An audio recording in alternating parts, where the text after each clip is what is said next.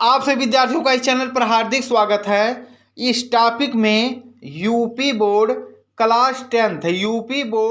Class tenth के विषय आपका है चित्रकला, उसके बहुविकल्पीय प्रश्नों को बहुत ही आसान तरीके से समझेंगे। इस टॉपिक में केवल वही इंपॉर्टेंट प्रश्न है जो कि आपके एग्जाम में अधिक से अधिक प्रश्न आएंगे। तो आइए बिना रुके हम इसे शुरू करते हैं। तो पहले जो आपका है वह प्राकृतिक दृश्य चित्रण से प्रश्न दिए गए हैं। पहला प्रश्न, देश में प्राकृतिक चित्रण का सजीव रूप कहाँ के कलाकारों की साधना का प्रतिकला के रूप में देन है? बंगाल, बिहार, राजस्थान या मध्य प्रदेश? तो सही उत्तर होगा आपका बंगाल।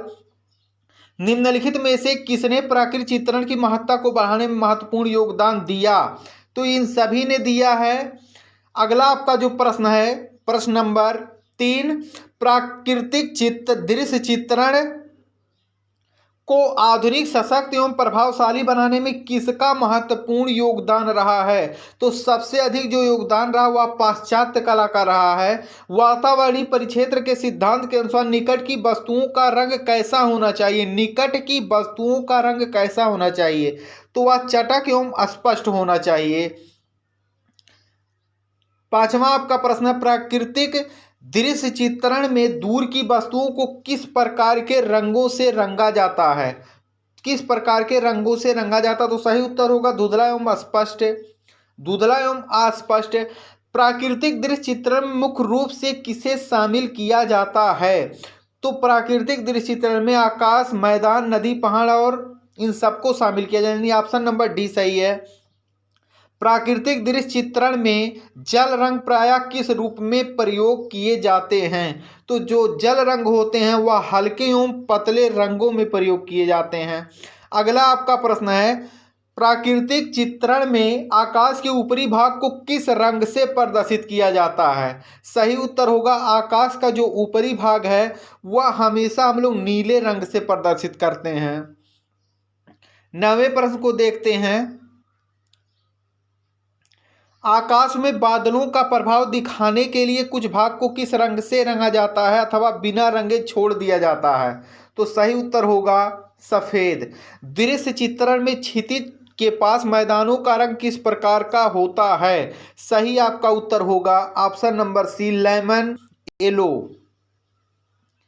अगला आपका प्रश्न है,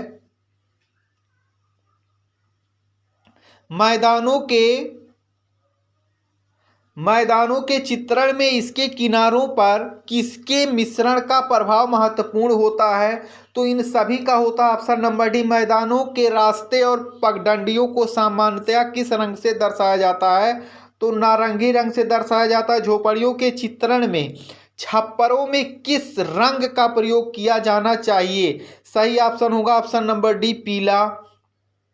अगला आपका प्रश्न है, चित्रण में प्रायः मकान के दरवाजों एवं जंगलों को किसके हल्के घोल से दिखाया जाना चाहिए? तो सही उत्तर होगा वर्नर साइना एवं अल्ट्रामैराइन।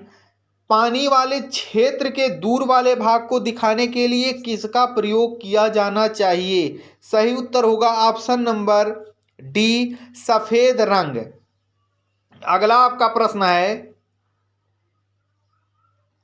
पहाड़ियों को किस रंग से चित्रित कर प्रदर्शित किया जाता है अथवा दिखाया जाता है? सही उत्तर होगा बैंगनी रंग। 17वां आपका प्रश्न है, अल्ट्रामैराइन और बैरिडियन ग्रीन से सामान्यतया पहाड़ों की किस स्थिति को दिखाया जाता है? तो सही आपका उत्तर होगा ऑप्शन नंबर ए, पहाड़ों की निकटता को पेड़ों के चित्रण के संबंध में कौन सा कथन सही नहीं है? तो इसमें सही नहीं है, ए, बी और डी तीनों सही है, लेकिन जो आपका डी है वह सही नहीं है। निकट के पेड़ों को लाल रंग से दिखाया जाता है, ये गलत है। उषा काल का आकाश सामान्यतया किस रंग से चित्रित किया जाना चाहिए? तो वह हल्के नीले, पीले और नारंगी यानी सभी से। आकाश में प्रकाश की बहुलता को दर्शाने के लिए किस प्रकार के रंगों का प्रयोग किया जाना चाहिए? हमेशा हमें हल्के रंग, यानी ऑप्शन नंबर बी है सही है। संध्या काल में आकाश के रंग अधिक चटकीले होते हैं, जिसमें किस रंग का आभास होता है? पीला, नारंगी, लाल, तो ये सभी ऑप्शन नंबर डी आपका सही है। अगला आपका प्रश्न है, शरद ऋतु को रात का चित्रण करने में किसका प्रयोग किया जाना चाहिए? तो सही उत्तर होगा ऑप्शन नंबर ए, बैगनी रंग। प्राकृतिक दृश्यों के चित्रण में निम्न में से कौन सी सावधानियों को ध्यान में रखना चाहिए? तो लकड़ी को दर्शाने में सपाट ब्रश का प्रयोग करना चाहिए, रंगों के चुनाव को शीघ्र ना बढ़ाना चाहिए, से गहरे रंग की ओर बरसाना यानी सही आप बढ़ाना। आपका सही उत्तर होगा ऑप्शन नंबर डी। दृश्य चित्र में गहराई को दर्शाने में सामान्यतया किस प्रकार के रंगों का प्रयोग करना आवश्यक होता है? सही उत्तर होगा ऑप्शन नंबर बी, काले रंग। अगला आपका है, प्राकृतिक दृश्य चित्रण में हल्के एवं गहरे शेड देने में किस प्रकार के रंगों का विशेष महत्व होता है? तो ऑप्शन नंबर सी सही है, सफेद एवं काले रंग। अब हम आलेखन से इंपॉर्टेंट प्रश्नों को देखते हैं। पहला आपका प्रश्न पूछा है, उस कलात्मक शैली को क्या कहते हैं जिसके द्वारा कोई सुंदर आकृति बनाई जा सकती है? सही उत्तर आपका होगा आलेखन कला। निम्नलिखित में से किसकी सहायता से प्रभावी आलेखन किया जा सकता है? तो इसमें अटूट रेखाएं, प्रवाहमयी एवं लयबद्ध रेखाएं और रंगों के प्रभावी उपयोग, ये सभी ऑप्शन नंबर डी आपका सही होगा। तीसरा आपका प्रश्न, आलेखन के लिए कौन सी अनिवार्य शर्त को महत्वपूर्ण माना जाता है? तो इन सभी को। बनावट के आधार पर आलेखन कला को कितने प्रकारों में बांटा जाता है? तो सही आपका उत्तर होगा 4 प्रकारों में। फूल, पत्तियों और कलियों के संयोजन से बने आलेखन होते हैं, प्राकृतिक व आपके प्राकृतिक आलेखन होते हैं। किस प्रकार के आलेखन में चित्रकार कल्पनाशीलता के आधार पर प्राकृतिक रूपों को आकर्षण रूप देता है? सही उत्तर होगा आपका ऑप्शन नंबर सी, प्राकृतिक। निम्नलिखित में से कौन अलंकारिक आलेखन को प्रदर्शित करता है? सही आपका उत्तर होगा ऑप्शन नंबर ए, प्राकृतिक रूपों को प्रवर्तित करना। किस प्रकार के आलेखनों में सरल रेखाओं, चाप एवं त्रिभुज आदि का प्रयोग किया जाता है? तो सही आपका उत्तर होगा ऑप्शन नंबर डी, ज्यामितीय आलेखन में इसका प्रयोग किया जाता है। अगला आपका प्रश्न है, सूक्ष्म आलेखन की रचना किस प्रकार के आलेखनों के मिश्रण से होती है? तो प्राकृतिक, अलंकारिक, ज्यामिति, तो ये सभी होगा। निम्नलिखित में से कौन सा सूक्ष्म आलेखन का गुण नहीं है? तो सूक्ष्म आलेखन का गुण नहीं है, किसी विशेष रूप में समावेश होना चाहिए, यानी ऑप्शन नंबर बी सही है। निम्नलिखित में से कौन सा सजावट के आधार पर वर्गीकृत आलेखन नहीं है? तो वर्गीकृत आलेखन यानी ज्यामिति जो आलेखन होता है उसमें हम वर्गीकृत नहीं करते हैं।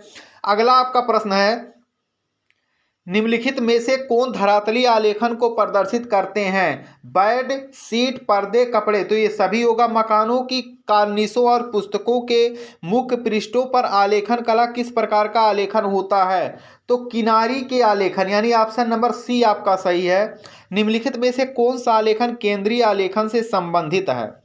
तो मकानों के फर्श के केंद्रीय भाग, गोलाकार आलेखन, खरबूजाकार आलेखन, उपरोक्त सभी, तो सही उत्तर होगा ऑप्शन नंबर डी, ये सभी। अगला आपका प्रश्न है, कोने के आलेखन का गुण है? तो ये सभी है, जिसमें सभी है वो आपका सही उत्तर होगा। अगला आलेखन की उपयोगिता है, वस्तुओं का मूल्यवान होना, भारी होना, कम आकर्षक होना या अप्रभावी हो। तो आलेखन की जो प्रमुख उपयोगिता है वह वस्तुओं का मूल्यवान होना है। अगला आपका प्रश्न है, निम्नलिखित में से कौन से आलेखन के तत्व हैं? तो ये सभी हैं। एक आवृत्त द्वारा आलेखन चित्रण के संबंध में कौन सा सही है? तो ये सभी होगा। 2 या 2 से अधिक आवृत्तियों का आलेखन बनाने के लिए सर्वप्रथम किसकी रचना को आवश्यक माना जाता है? तो वृत्त, वर्ग और आयत तीनों होते हैं, तो ये सभी आपका उत्तर होगा। रंग योजना के अंतर्गत मूल रंगों यानी प्राथमिक रंग में किसे शामिल नहीं किया जा सकता? हरा को नहीं शामिल किया जाता, ऑप्शन नंबर सी सही है। द्वितीयक रंग जिसे गौण रंग भी कहा जाता है, अर्थात नारंगी रंग को तैयार करने के लिए किन 2 मूल रंगों को मिलाया जाता है? तो ऑप्शन नंबर आपका होगा बी, लाल और पीला। जर्मन वैज्ञानिक ऑस्टवाल्ड के अनुसार आदर्श रंग चक्र में कितने रंगों को समायोजित किया जाता है? तो इसमें कुल 8 रंगों को समायोजित किया जाता है।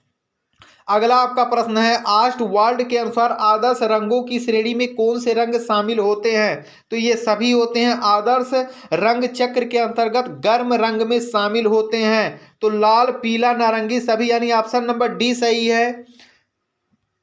अगला आपका प्रश्न है, किसी विशिष्ट रंग में काले तथा सफेद रंग के मिश्रण से बनी विशिष्ट शेड का निर्माण किस रंग संगत के अंतर्गत आता है? एकांकी रंग संगत। आलेखन में रंग चयन विधि के अंतर्गत कौन सा कार्य किया जाता है? तो ये सभी किया जाता है। अगला आपका प्रश्न, निम्नलिखित में से कौन सी आलेखन में रंग भरने की विधि है? तो हल्की पृष्ठभूमि, गहरी या एकांकी, ये सभी ऑप्शन नंबर डी सही है। अगला है, रंग भरने की कौन सी विधि आलेखन को अधिक सुंदरता प्रदान करने में सहायक होती है? तो ऑप्शन नंबर सी, गहरी पृष्ठभूमि वाली विधि। अगला है, एक सर्वथा नवीन रंग विधि के संबंध में कौन सी विशेषता सही है? तो प्रयुक्त सभी चित्रण करते समय निम्नलिखित में से किन आवश्यक वस्तुओं के उपयोग पर ध्यान रखना चाहिए? तो सभी पर ध्यान रखना चाहिए, ये सभी। अगला आपका प्रश्न है, आलेखन में चित्रण करते समय किन सावधानियों पर विशेष ध्यान रखना चाहिए? तो उपयुक्त सभी, यानी जितने भी हैं इन सब पर हमें ध्यान रखना चाहिए। तो यह आपका इम्पॉर्टेंट जो है टॉपिक चित्रकला के उन विद्यार्थियों का है जो कि आपका जब चित्रकला होगा तो उसमें 20 बहुविकल्पीय प्रश्न आएंगे। इसमें से आपका अधिक